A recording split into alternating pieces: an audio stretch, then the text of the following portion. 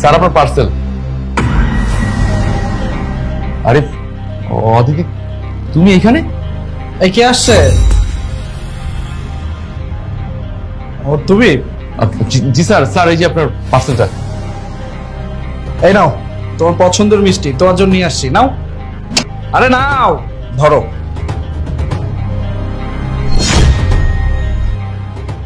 Sir একটা কথা জিজ্ঞেস করবো? হ্যাঁ শিওর, বলো। তুমি তো আমার কাছের মানুষ, কি বলবে বলো। আসলে স্যার আমি তো আপনার বাসায় দীর্ঘদিন যাবত পার্সেল ডেলিভারি করি, কিন্তু কখনো এই ম্যাডামকে দেখিনি। আচ্ছা এই ম্যাডামটা আপনার কি হয়? ওর কথা বলছো? আরে ও তো আমার গার্লফ্রেন্ড। শোনো, ওকে আগে পরে কিভাবে দেখবে? ও তো সবসময় আমার বাসায় আসে না।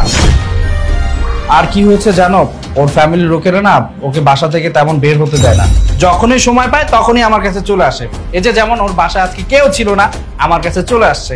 আজকেও আমরা ঘুরবো ফিরবো, এনজয় করবো, বুঝতে পেরেছো? ও জি জি, ঠিক আছে স্যার। স্যার আমি তাহলে আসি। আরে দাঁড়াও, এই নাও, এই টাকাটা রাখো, এটা তোমার tips. Thank you sir. Welcome. আচ্ছা শোনো, আমার খুব জানতে ইচ্ছা করতেছে, এই যে আমি মাঝে মধ্যেই তোমাকে এই টিপসটা দেই, তুমি কি করো এই টিপস দিয়ে? এতদিন টিপস টাকা যা পেতাম তা দিয়ে আমার ওয়াইফের জন্য গিফট কিনে নিয়ে যেতাম, কখনো চকলেট, কখনো পছন্দের খাবার। আর যখন একটু বেশি টাকা পেতাম তখন ওর জন্য ওর পছন্দের শাড়ি, চুড়ি এইগুলো নিয়ে যেতাম। আসলে কি জানেন স্যার, আমার ওয়াইফের না শাড়ি আর চুড়ি খুব পছন্দ, আমার খুব পছন্দ। ও যখন শাড়ি আর চুড়ি পরে আমার সামনে আসতো না, তখন আমার সারা দিনের ক্লান্তি দূর হয়ে যেত।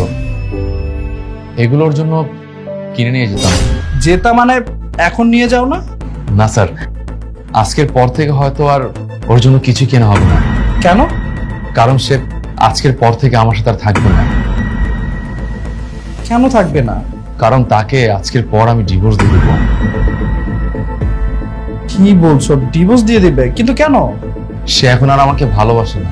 আমি জানতে পেরেছি সে আমাকে না, সে অন্য কাউকে ভালোবাসে। কারণ হচ্ছে আমার কাছে না টাকা পয়সা নাই, আর সে যেমন লাক্সারি লাইফ চায় সেটা আমি তাকে দিতে পারছি না। আসলে স্যার আমি তো সামান্য একজন ডেলিভারি ম্যান, ডেলিভারি কাজ করে মাসে কত টাকা বা ইনকাম করতে পারি। আর আমার ওয়াইফের চাহিদাগুলো অনেক বড়। সে লাক্সারি লাইফ চায়, সে গাড়ি চায়, বাড়ি চায়, দামি দামি কাপড় চোপড় চায়, সে দামি দামি রেস্টুরেন্টে খেতে চায়।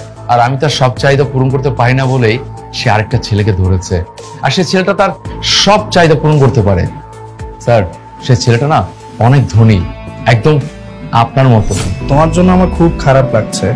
তুমি তোমার ওয়াইফকে এত ভালোবাসার পরও তোমার ওয়াইফ তোমার সাথে চিট করতে পারলো? জানো আমার খুব জানতে ইচ্ছা করতেছে, মানে তোমার ওয়াইফ দেখতে কেমন ছিল? আমার ওয়াইফ দেখতে অনেক সুন্দর ছিল। যেমন মনে করেন স্যার, আপনার এই গার্লফ্রেন্ডের ওয়েস্টার্ন ড্রেসটা চেঞ্জ করে যদি নর্মাল একটা থ্রি পিস পরে দেন না, একদম আমার ওয়াইফের মতো লাগবে। আবার আমার ওয়াইফের যদি থ্রি পিসটা চেঞ্জ করে এরকম ওয়েস্টার্ন ড্রেস পরে দেন না, তাহলে একদম আপনার গার্লফ্রেন্ডের মতো লাগবে স্যার। কোথাও এমন না তো আমার গার্লফ্রেন্ড থ্রি পিস পরলে তোমার ওয়াইফ, তোমার ওয়াইফ ওয়েস্টার্ন পরলে আমার গার্লফ্রেন্ড? আমি জাস্ট কিডিং। আরে মজা করলাম, ঘাবড়াচ্ছ কেন? জানো তোমার জন্য না আমার ভীষণ খারাপ লাগছে। তুমি তোমার ওয়াইফকে এত ভালোবাসো, তারপরও তোমাকে ছেড়ে তোমার ওয়াইফ অন্য কারোর কাছে কি করে যায়? কি করে পারে একটা মানুষ এত চিট করতে? আসলে স্যার জানেন, আমি না আমার ওয়াইফকে অনেক বেশি ভালোবাসতাম। ওর জন্য কি না করছেন বলুন তো স্যার। সারাদিন রোদে পুড়ে পুড়ে ডেলিভারি কাজ করি, রাতেবেলা যদি বৃষ্টি হয় তখন সেই বৃষ্টিতে ভিজে ভিজেও আমি ডেলিভারি কাজ করে টাকা ইনকাম করে ওর যত চাহিদা আছে সবকিছু পূরণ করার চেষ্টা করতাম। একটা মানুষকে এতটা ভালোবাসার পর কিভাবে এতটা বেইমানি করতে পারে সেটা আমি কল্পনা করতে পারিনি। আসলে স্যার মেয়ে মানুষের জাতগুলো না এরকমই, পুরুষের কষ্টগুলো না কখনো তাদের চোখে পড়ে না। তারা যে কোনো সময় না বেইমানি করতে পারে।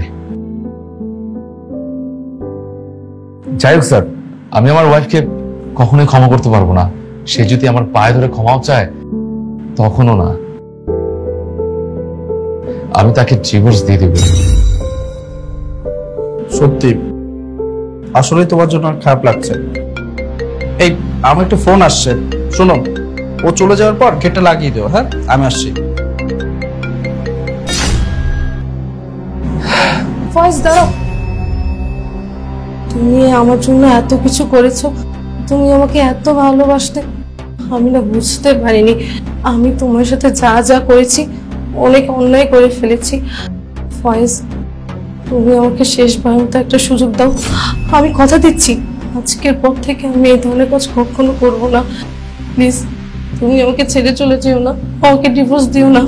তুমি তো শোনো নাই আমি স্যারকে কি বলেছি, যে তুমি যদি আমার পায়ে ধরে ক্ষমাও চাও আমি তোমাকে ক্ষমা করতে পারবো না, কারণ তুমি আমাকে ঠকিয়েছ।